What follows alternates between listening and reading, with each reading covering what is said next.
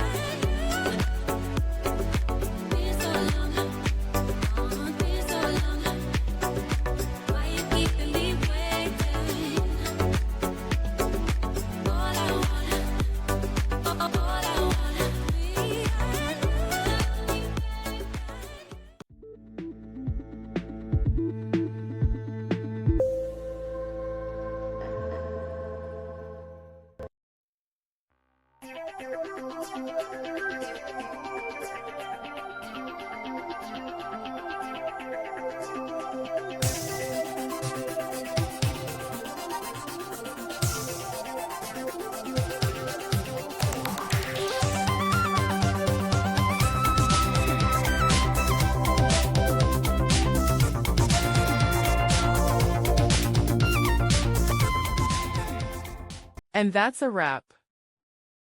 I hope you found the answer you were looking for. If you did, take a second to hit that subscribe button. It really helps out.